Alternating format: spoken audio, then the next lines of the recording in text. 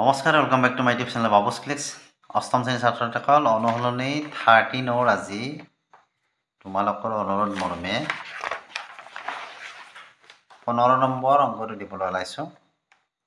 তো বহুতে কমেণ্ট কৰি আছিলা 15 নম্বৰটো দিব লাগে, তো আজি 15 নম্বৰ অংকটো তোমালোকৰ বাবে লৈ আহিছোঁ। ভিডিঅ'টো সম্পূৰ্ণকৈ আৰু মনোযোগেৰে চাবা। তো অহা আজিৰ ভিডিঅ'টো আমি আৰম্ভ কৰোঁ।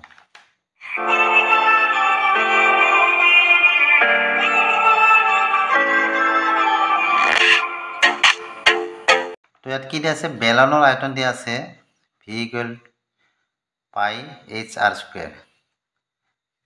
যদি এটা বেলনৰ ক্ষেত্ৰত v অৰ্থাৎ আয়তন আমাৰ 198 ঘন সেন্টিমিটাৰ, তেন্তে উচ্চতাৰ লগত ইয়াৰ ব্যাসাৰ্ধৰ সম্পৰ্কটো উচ্চতাৰ লগত ইয়াৰ ব্যাসাৰ্ধৰ সম্পৰ্কটো কি কি কৈছে? যদি h = 49 সেন্টিমিটাৰ, তেন্তে ইয়াৰ ব্যাসাৰ্ধ কিমান? আৰু যদি r = 3 সেন্টিমিটাৰ, তেন্তে ইয়াৰ উচ্চতা কিমান? প্ৰথম কথা, উচ্চতাৰ লগত ব্যাসাৰ্ধৰ সম্পৰ্কটো কি? উচ্চতাৰ লগত ব্যাসাৰ্ধৰ সম্পৰ্ক মানে কি? উচ্চতা আৰু ব্যাসাৰ্ধৰ কি পূৰণফল, লগতে কি ধ্ৰুব সংখ্যা পাই, এইকেইটা মিলে আমি কি পাওঁ? বেলনৰ আয়তনটো পাওঁ। বুজি পাইছানে? আৰু ইয়াত যেহেতু উচ্চতা দি আছে, আমি ইয়াৰ পৰা কি ল'ব পাৰোঁ? ব্যাসাৰ্ধৰ মানটো ল'ব পাৰিম। আৰু r যিটো ইয়াত অৰ্থাৎ ব্যাসাৰ্ধ দি আছে, ইয়াৰ পৰা আমি কি উচ্চতাটো ল'ব লাগে। তো কেনেকৈ কৰিবা?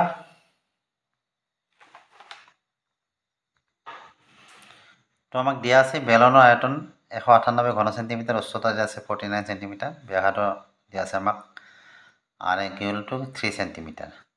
প্ৰথমতে আমাক সুধিছে যদি h = 49 হয়, তেন্তে ইয়াৰ ব্যাসাৰ্ধ কিমান? আমি প্ৰথমতে ব্যাসাৰ্ধটো নিৰ্ণয় কৰিম। আমি কি জানো? বেলনৰ আয়তন সমান সূত্ৰটো কি আছিলে? পাই h/r square. We know that কি জানো আমি? বেলনৰ আয়তন সমান কি? পাই h/r স্কয়াৰ। বেলনৰ আয়তন আমাক কিমান আছিলে? 198। পাই মানে আমি 7/22 জানো, হয়নে? h মানে আমাক কিমান দিয়া আছে? 49। আমি ইয়াত কি ল'ব লাগে? ব্যাসাৰ্ধটো ল'ব লাগে। গতিকে ব্যাসাৰ্ধটো এনেকৈ থাকিব 198। 7ৰে 49ক কেইবাৰ যাব? 7 বাৰ যাব।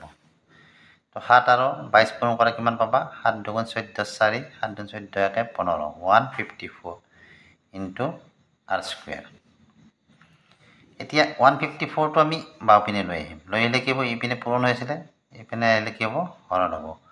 198 বাই কিমান হ'ব? 154। এতিয়া চোৱা, 154ৰে যদি আমি 198 হৰণ কিমান হ'ব? 198 154। তো প্ৰথমতে একবাৰ দিয়া 154 কিমান হ'ব? একবাৰ বিয়োগ কৰিলে 8ৰ পৰা 4 গ'লে 4, 9ৰ পৰা 5 গ'লে 4, 44 হ'ল। গতিকে এতিয়াতো বান নাযায়, এটা দশমিক দিয়া, এটা 0 আহিব, দুবাৰ দিয়া। দুবাৰ দিলে কি হ'ব? 7 × 2 = 8, 5 × 2 = 10, 0, হাতত 1 আছে, 2 × 2 হাতৰ 1, এতিয়া আমাৰ কি হ'ব? 3, 308 হ'ব। বিয়োগ কৰি দিয়া, 1 ধাৰ কৰা, 10ৰ পৰা 8 গ'লে 2 থাকে, ইয়াত 3 আছে আৰু ইয়াত 1, 132।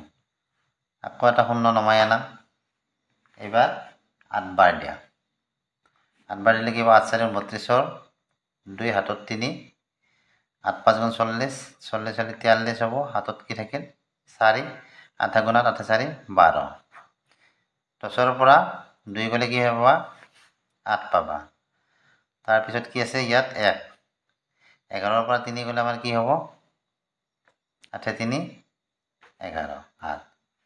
ইয়াত 2, 0, 1, আকৌ এটা 0 নমাই আনা, এইবাৰ 5 বাৰ দিয়া। এইটো 7 বাৰ হ'লে এইটো 5 বাৰ দিয়া।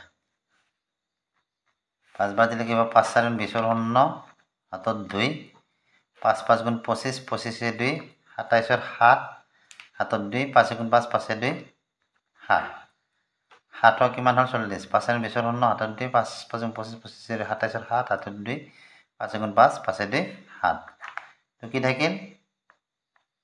এইটো 0 8ৰ পৰা 7 গ'লে 1 আৰু কি আছে এইপিনে 8ৰ পৰা 7 গ'লে 1 তো 110 আর হ'ব আর দিব নালাগে কিমান পালো আমি এইটো এইপিনে কি আছে r স্কয়ার আছে তো আমি হরণ করতে কিমান পালো 1.285 ইকুয়াল টু r স্কয়ার এতিয়া আমি যদি দুটা দশমিকৰ এইপিনে দুটা ৰাখো তেতিয়া কি হ'ব এই যেটো 5 সংখ্যা গতিকে আমি এক আনিব পাৰো কি লিখিব পাৰো 1.29 r স্কয়ার বা r স্কয়ার টো ইপিনে আনা 1.29 এতিয়া চাবা আমাক লাগে r ৰ মান গতিকে আমি r ৰ মান যদি আমি লব লগা হয় তেতিয়ালে ইফালে কি হ'ব r টো যদি আমি এনেকৈ ৰাখো তেতিয়ালে ইয়াৰ যেটো বৰ্গ মানে বৰ্গ সংখ্যা আছে এটো নোহোৱা কৰিব লাগিলে ইপিনে বৰ্গমূল চিহ্ন এটা লাই যাব 1.29 তো r আমি কিমান পালো √1.29 আকৌ হে আগৰ সূত্ৰটো আমি লিখিছো কি আছিল বেলনৰ আয়তন এবাৰ বেলনৰ আয়তনটো আমি সপিনে লিখিছো পাই h r square equal to আমাৰ কি হয় বেলনৰ আয়তন পাই মানে ইয়াত কি হ'ব 7/22 ইনটু এইবাৰ আমাক কি ল'ব লাগিব আমি h2 গতিকে আমি r ৰ মানটো বহাই দিম r ৰ মান আমাৰ কিমান দিয়া আছিল ব্যাসাৰ্ধ 3 বুলি দিয়া আছে গতিকে আমি 3 বহাই দিম আৰু h2 আমাৰ এনেকৈ থাকিব অৰ্থাৎ 3 মানে কি r ৰ ওপৰত স্কয়াৰ আছে গতিকে 3 ৰ ওপৰত স্কয়াৰ হ'ব বেলনৰ আয়তন আমাৰ কিমান দিয়া আছিল 198 এতিয়া আমাৰ কাটাকাটি যোৱা সংখ্যা নাই যেটো এটো কি হ'ব 3 3 গুণ 9 9 আৰু এই দুটা আমি পূৰণ কৰিব লাগিব এনেকুৱা হল তলত আছে 7 আৰু 9 দি 1 পূৰণ কৰিলে 9 2 18 8 হাতে গেলে 9 2 18 কে 198 ইনটু h ইকুয়াল টু 198 এটা h টো বাওপিনে ৰাখা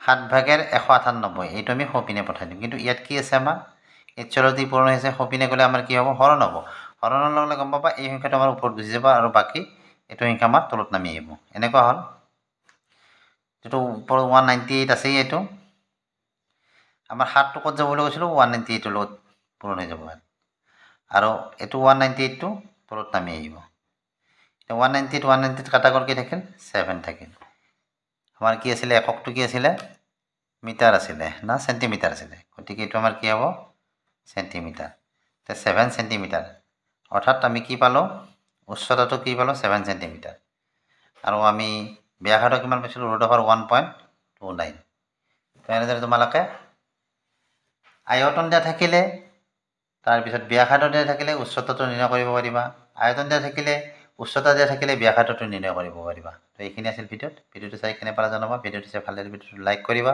চেনেলটো সাবস্ক্ৰাইব কৰিবা বাই বাই থ্যাংক ইউ